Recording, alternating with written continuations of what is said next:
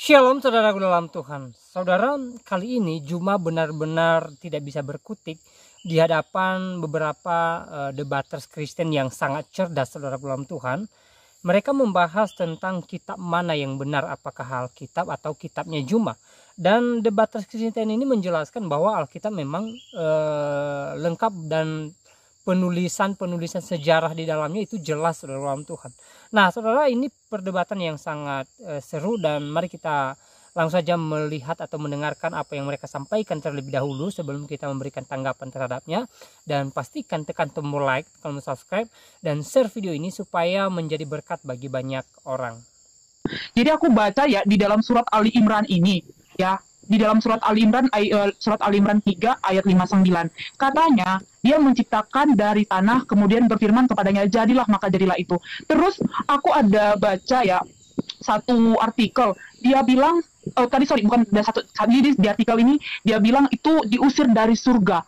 Dan tadi juga Bang Juma mengatakan hal yang sama. Jadi yang mau kutanya Bang, kalau memang sama cerita dengan si Adam ini dengan Alkitab, karena kalau di Alkitab kami ya, Adam itu memang diciptakan dari tanah dan berasal dari bumi. Karena dia sudah memakan buah pohon pengetahuan itu, artinya dia sadar dia telah berdosa. Itu kalau cerita kami. Mohon maaf karena aku udah bilang itu tidak sama. Tapi kalau setelah tadi kulihat dari Al-Qur'annya Abang sendiri, itu katanya diciptakan dari tanah. Terus Abang bilang lagi dia diusir dari surga. Pertanyaannya, emang di surga ada tanah?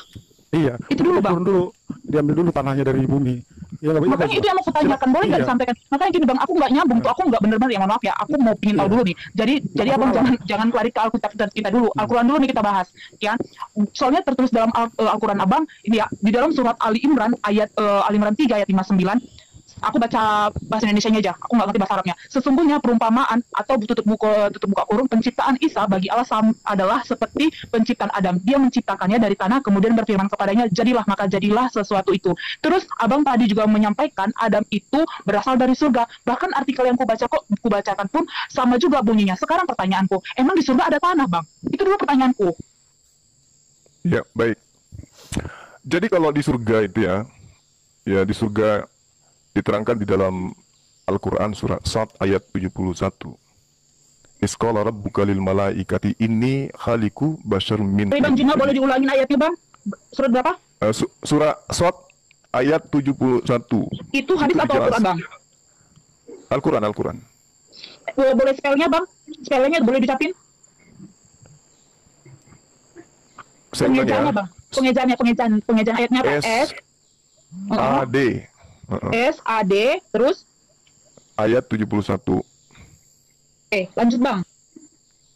Iya. Lalu kemudian diterangkan sesungguhnya aku akan menciptakan manusia dari tanah gitu ya. Nah, Ibnu Abbas kemudian dan juga Abu Musa al-Asy'ari bahwasanya meriwayatkan Rasulullah Muhammad SAW itu bersabda, sesungguhnya Allah menciptakan Nabi Adam dari segenggam tanah dari seluruh bagian bumi. Kemudian anak keturunan Nabi Adam datang dari bagian-bagian bumi tersebut. Di antara mereka ada yang berwarna merah, ada yang hitam, ada yang di antara mereka juga ada yang lapang, dan seterusnya. Artinya bahwasanya Al-Quran dan hadis menerangkan bahwa Nabi Adam alaihissalam itu memang diciptakan dari tanah, tanahnya itu berasal dari bumi. Gitu loh. Gini Bang Cuma, sorry aku agak gak mudeng nih. Berarti Allah itu menciptakan Adam dan Hawa, tanahnya dibawa dulu nih dari bumi, terus dibawa ke surga untuk membentuk manusia itu sendiri gitu. Atau gimana Bang? Iya. Aku gak ngeh nih. Iya, berarti Allah membawa tanah dulu, dibawa beberapa tanah dibawa ke surga begitu ya? Soalnya nggak ada loh tertulis Allah itu turun dulu ke bumi berarti ya Bang Cuma? Malaikat. Oh, malaikat apa? Jibril? Tidak dijelaskan malaikat siapa yang kemudian diperintahkan oleh Allah untuk mengambil tanah di atas muka bumi untuk menciptakan Adam. Iya. Sorry bang, itu tadi aku sorry ya, ini panjang banget ya jadi ceritanya tentang si Adam ini. Aku benar-benar penasaran deh. Soalnya di dalam surat Al-Imran ini hanya dikatakan bahwasanya Adam diciptakan dari tanah. Boleh nggak Bang ada ayatnya atau mungkin ada gitu sekitar artikel atau apalah yang mendukung perkataan Abang bahwasanya Allah menyuruh malaikat untuk membawa tanah yang berasal dari bumi dibawa ke surga untuk menciptakan Adam. Ada nggak kira-kira Bang yang mendukung? Jadi jangan cuma sekedar asumsi gitu Bang. Ada nggak kira-kira Bang? Aku soalnya tadi saya sudah baca hadisnya loh, kok dibilang asumsi? Maksudnya hadisnya gimana bunyinya Bang? Sesungguhnya Allah menciptakan Nabi Adam dari segenggam tanah dari seluruh bagian bumi. Itu loh. Iya, maksudku di dalam hadis. Iya, maksudku dalam gini Bang. Abi Daud. Sunan Abi Daud ya hadisnya ya. Sunan Abi Daud. Terus gini Bang, kan membawa membawa segenggam tanah dibawa ke surga untuk menciptakan Nabi Adam. Tapi kan di situ cuma membawa menciptakan Nabi Adam itu dari tanah. Tapi kan nggak ada kata-katanya dibawa ke surga. Maksudku gini Bang, ada nggak ayat atau artikel atau apalah itu hadis ya, bukan cuma asumsi yang mengatakan bahwasanya Nabi Adam itu diciptakan dari tanah yang berasal dari bumi, terus dibawa Allah memerintahkan malaikatnya untuk membawa tanah ini tadi segenggam tanah ini ke surga, terus menciptakan Nabi Adam. Ada nggak? Maksudnya lebih lengkap gitu, lebih terperinci. Ada nggak? Soalnya kalau di Alkitab kami kan lebih terinci untuk ayat-ayat, semua ayat lah. Jadi memang benar-benar terfokuskan gitu. Kalau ini kan cuman tercipta memang dari tanah yang dari bumi. Cuman aku lucunya dia diusir dari surga gitu. Maksudnya gimana? Ada nggak ayat? Emang tadilah ayatnya boleh nggak dikasih tunjuk Allah menyuruh malaikat mengambil segenggam tanah untuk menciptakan Nabi Adam terus dibawa ke surga? Boleh nggak Bang? Iya, ada nggak ayat Dalam menuliskan? kitab Abu Daud Sulaiman As-Jisistani, Sunan Abi Daud juz 4 halaman 222, Anda boleh lihat di sana. Di situ sangat jelas diterangkan gitu lah ya. Diceritakan bagaimana Hadis ya, kemudian Bang? Hadis.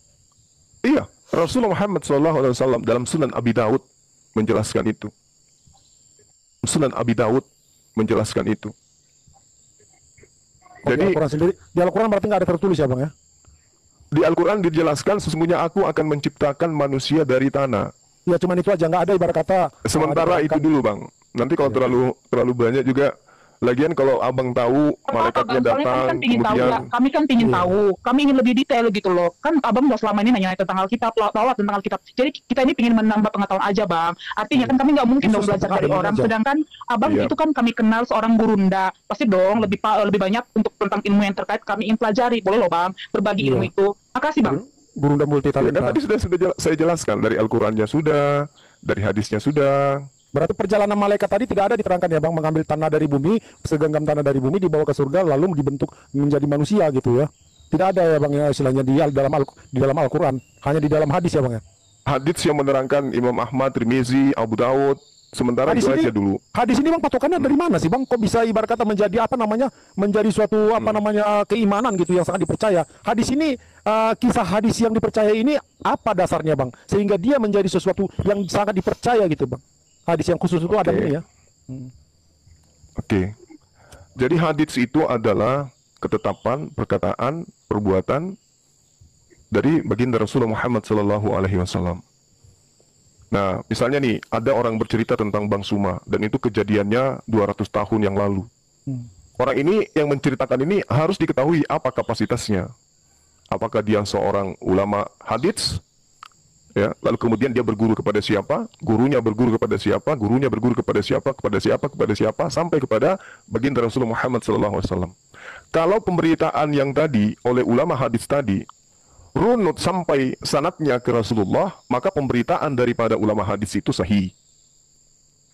Artinya pemberitaan itu betul-betul datang. Misalnya Bang Suma ketemu dengan Dinda Desi. Dinda Desi punya murid ketemu dengan si Fulan sampai kepada periwayat daripada apa yang diterangkan. Rasulullah Muhammad SAW diceritakan dari Umar bin Khattab sampai ke ini sampai ke ini sampai ke sana dan seterusnya. Dan itu tidak mudah untuk menentukan itu. Bahwa siapa yang menyaksikan kemudian Umar bin Khattab bertemu dengan Rasulullah, harus ada alur ceritanya. Lalu kemudian alur cerita yang disaksikan itu juga ada disahkan oleh oleh sahabat yang lain dengan cerita yang sama. Tidak ada pertentangan di dalam pemberitaannya kemudian. Ketika mata rantai penyampaian ini ada yang terputus, atau diantaranya ada yang pernah dikatakan sebagai pendusta atau pelupa atau cacat dalam hal pikiran, maka dikatakan di situ ada seorang yang kurang cekatan di dalam mengingat. Maka pemberitaan itu dikatakan lemah. Gitu. Itu hadits, Bang, itu hadits. Jadi Rasulullah memang pada saat menerima Al-Quran secara berangsur-angsur itu melarang kemudian sahabatnya untuk menulis hadits. Jangan kau tulis apapun dariku selain daripada Al-Quranul Karim. Sehingga hadits itu dan juga Al-Quran meskipun menggunakan bahasa Arab, tapi cakupannya, rasanya, susunan kata-kata itu pasti beda. Beda dengan hadits, beda dengan Al-Quran. Padahal dua-duanya menggunakan bahasa Arab. Nah, Rasulullah melarang, jangan kau tuliskan apapun yang dari saya, tapi tuliskan apa yang kuperintahkan, yang kuterima dari Allah. Makanya hadits itu dituliskan nanti setelah beberapa tahun beliau meninggal. Tapi Al-Qurannya dihafalkan dan dituliskan pada masa itu juga. Makanya ada disebut sanad. Apa sanad itu? Mata rantai penyampaian tentang apa yang menjadi ketetapan Rasulullah. Gitu. Jadi kalau dia cacat, misalnya dia katakan Rasulullah bersabda. Siapa yang mendengarkan beliau bersabda? Nggak ada. Setelah diselidiki berita-beritanya ini, tidak ada satupun orang yang sesaman beliau yang mendengarkan itu. Maka itu dikatakan sebagai hadis palsu. Karena nggak sampai kepada Rasulullah. Rasulullah tidak pernah mengatakan itu, tapi si A mengatakan Rasulullah pernah mengatakan. Nah, harus ada yang menyaksikan bahwa Rasulullah mengatakan itu. Misalnya Aisyah meriwayatkan hal yang sama. Abu Bakar atau Ibnu Abbas meriwayatkan hal yang sama. 3 orang yang ya, silakan. Saya turun dulu ya Bunda Ana. Ada pasien ya. Terima kasih ya Bang Zuma. Diana, Oke, makasih Bang, makasih. Ya, terima kasih. Siap. Salam toleransi ya Bang Zuma. Ada yang mau naik? Oke, siap. Bang Juma, aku mau nanya dong, Bang. Iya, silakan. Bang Juma, aku mau tanya dulu. Nih, aku mau tanya, kapan pertama kali Nabi mengucapkan 2 kalimat syahadat dan isinya apa? Apakah nama Allahnya sama dengan orang Yahudi dalam kalimat syahadat itu, Bang? Silakan Bang dijawab. Terima kasih, Iya. Bang. Ya, baik. Ketika ditanyai kapan Rasulullah Muhammad SAW itu pertama kali syahadat, ya pada saat kemudian beliau itu Isra Mi'raj. Pada saat kemudian dia mengikrarkan persaksian di hadapan Allah. Ketika beliau menerima bacaan daripada rangkaian ibadah sholat. Itu salah satu sumber yang bisa dipercaya bahwasanya Rasulullah Muhammad SAW itu menyatakan diri Allah Subhanahu Wa Taala sebagai Tuhan satu-satunya, dan baginda Rasulullah Muhammad SAW itu dinyatakan sebagai utusan Allah. Ini yang kami pahami, ini yang kami imani gitu. Nah, sedangkan kenapa dia harus mengikutkan dirinya? Karena dirinya harus dipersaksikan sebagai utusan Tuhan.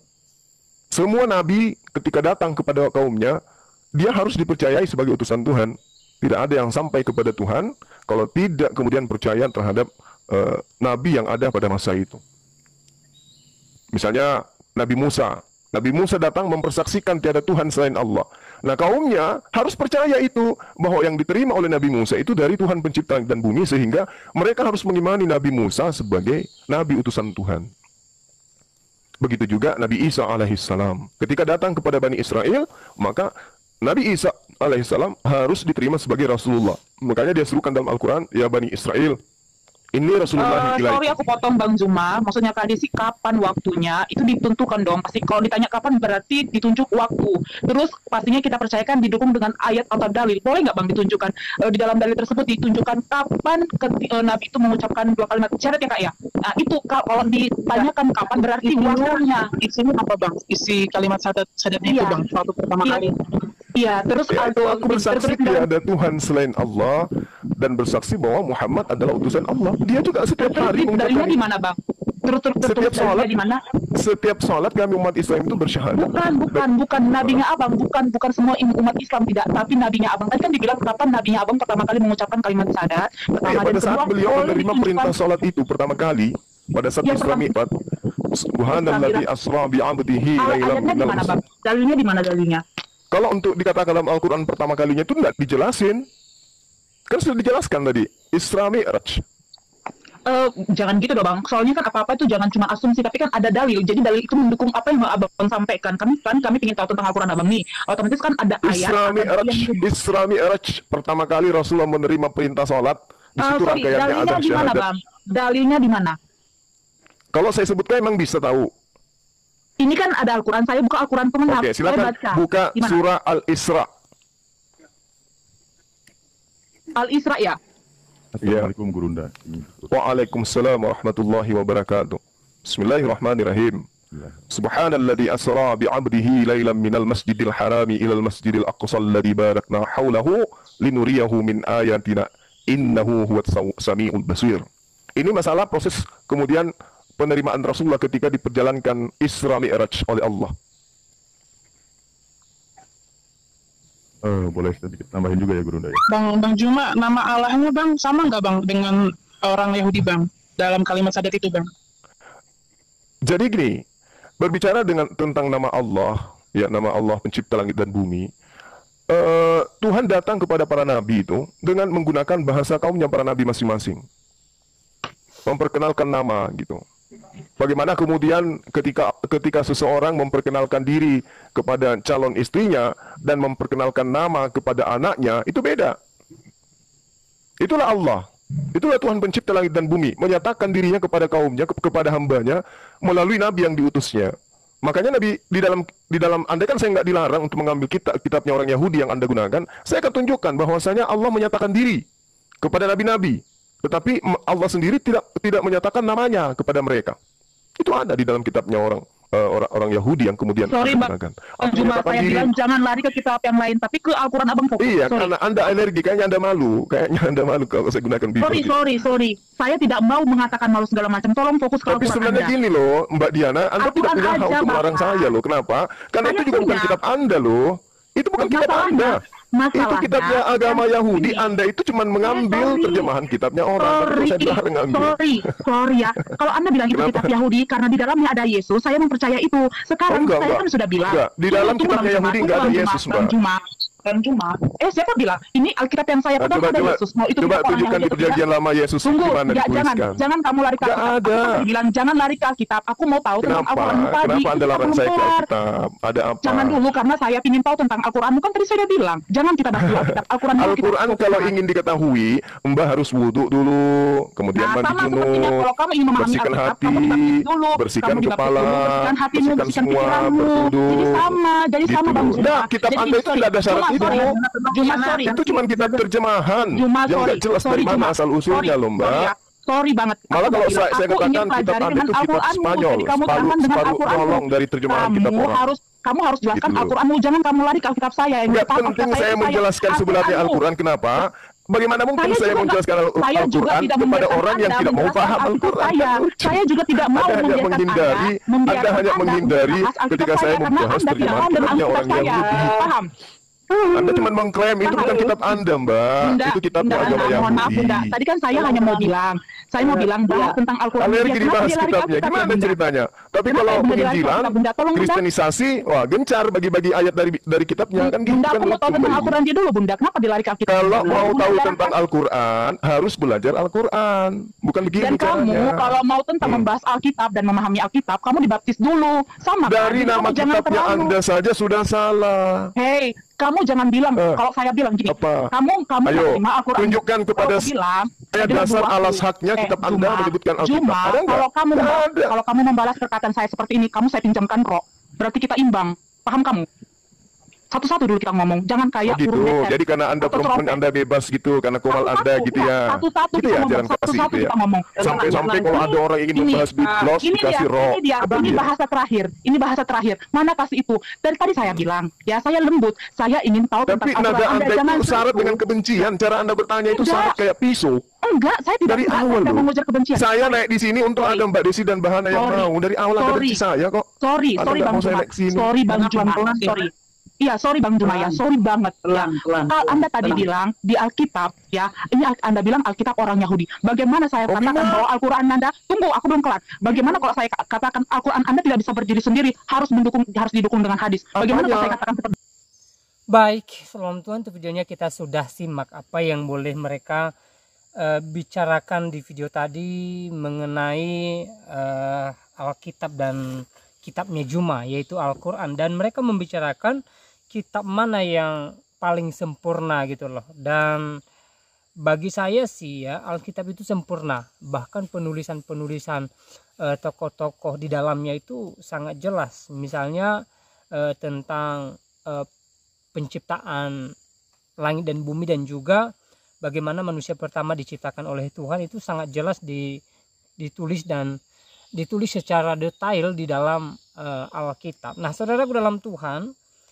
setelah menonton apa yang mereka sampaikan di video tadi, silahkan berikan tanggapan saudara. Menurut saudara, kitab mana yang paling sempurna? Apakah Alkitab seperti yang disampaikan oleh orang Kristen tadi, atau kitabnya Juma, yaitu Al-Quran? Nah, saudara dalam Tuhan, berikan tanggapan atau komentar yang baik, yang positif, terutama tanggapan atau komentar yang memuji, memuliakan nama Tuhan di atas kerajaan sorga. Nah, saudaraku dalam Tuhan, seperti yang saya bilang tadi, bahwa bagi saya sih Alkitab itu kitab yang sangat sempurna, ya, menuliskan tentang tokoh-tokoh Alkitab secara detail, saudaraku dalam Tuhan, ya. Itu sangat luar biasa, ya. Itu merupakan keunikan dan kelebihan daripada Alkitab itu sendiri, dimana kalau kita membaca Alkitab itu kita bisa pahami kehidupan sejarah atau kehidupan para tokoh di dalamnya gitu loh. Dan biasanya itu dia tulis hal-hal yang sangat penting dari tokoh-tokoh itu ya. Kalau tokoh itu penting ditulis dari masa kecilnya sampai tuanya, maka Alkitab menulisnya. Dan jikalau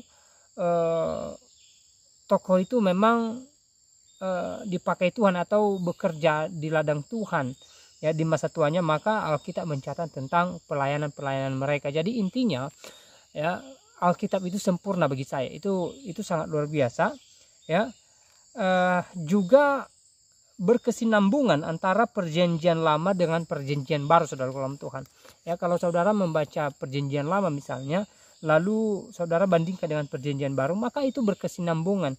Misalnya bagaimana perjanjian baru menceritakan tokoh-tokoh yang ada di dalam perjanjian lama ya, bagaimana perjanjian baru menggenapi nubuatan-nubuatan di dalam perjanjian lama, misalnya tentang Yesus Kristus ya. Di perjanjian lama dinubuatkan tentang Yesus, dan di perjanjian baru ya Yesus menggenapi hal itu, dan juga penggenapan itu disaksikan oleh murid-murid Tuhan Yesus dan orang-orang percaya. Dan saudaraku dalam Tuhan, sekali lagi bagi saya Alkitab adalah kitab yang paling sempurna yang menuliskan tentang tokoh-tokoh dalamnya secara detail. Nah, saudaraku dalam Tuhan, pastinya saya sangat terberkati dengan Alkitab. Saya percaya juga saudara yang seiman dengan saya, itu orang Kristen, pastinya terberkati dengan Alkitab. Dan saudara pasti meyakini bahwa Alkitab adalah kitab yang paling sempurna. Nah, saudaraku dalam Tuhan, sebenarnya banyak poin yang mereka sampaikan di video tadi ya. Saudara sudah dengarkan apa yang mereka bicarakan, dan semoga yang mereka bicarakan di video tadi memberkati kita, menguatkan iman kita ya, menambah ilmu pengetahuan kita, menambah wawasan kita, dan juga menguatkan iman kita. Itu yang terpenting saudara dalam Tuhan ya. Semoga yang disampaikan oleh anak-anak Tuhan atau orang Kristen di video tadi ya menguatkan iman kita, membuat kita semakin yakin bahwa Yesus adalah Tuhan, dan Alkitab adalah firman Tuhan ya. Dan saudara dalam Tuhan, berbicara tentang Yesus adalah Tuhan itu sudah tidak diragukan lagi saudara dalam Tuhan.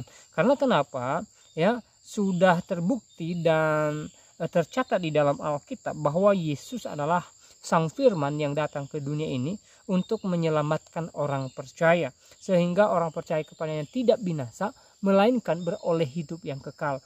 Nah, saudaraku dalam Tuhan, kita sebagai anak Tuhan mestinya bersyukur di mana Tuhan menyatakan pertolongan yang luar biasa bagi kita secara cuma-cuma, tanpa kita bayar saudara dalam Tuhan ya. Artinya bahwa Tuhan memberkati setiap kita, dan Tuhan menunjukkan kasih sayangnya kepada kita sebagai anak-anak Tuhan melalui kasih Kristus yang telah kita rasakan. Bagaimana Yesus datang ke dunia ini, bagaimana dia mengalami siksaan, bahkan mati, dan di hari ketiga bangkit. Dan itu semua dia lakukan, itu semua dia terima. Untuk apa? Untuk menunjukkan bahwa kasihnya sangat besar buat saya dan saudara. Jadi saudara dalam Tuhan, kita sebagai anak-anak Tuhan, kita sebagai orang Kristen ya, wajib bersyukur kepada Tuhan atas anugerah Tuhan, atas pertolongan Tuhan, atas berkat-berkat Tuhan yang Tuhan anugerahkan bagi kita.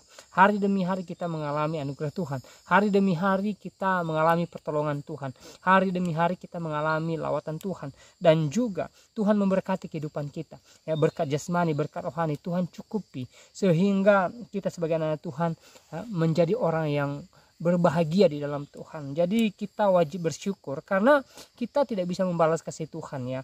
Kita tidak bisa membalas besarnya cinta kasih Tuhan yang kita terima. Kita hanya bisa bersyukur saudaraku dalam Tuhan.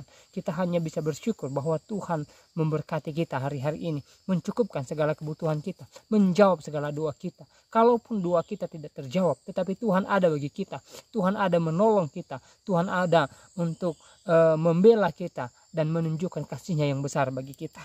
Nah, saudara dalam Tuhan, sekali lagi kita sebagai anak Tuhan, mari kita bersyukur kepada Tuhan, dan mari kita tetap memuliakan namanya di atas kerajaan sorga sepanjang kehidupan kita. Saudara, hidup kita di dunia ini sangat sementara adanya ya. Mazmur pasal 90 ayat 10 mengatakan bahwa manusia itu umurnya 70 tahun. Kalau lebih, kebanggaannya adalah sakit penyakit. Artinya bahwa kita di dunia ini sangat sementara ya.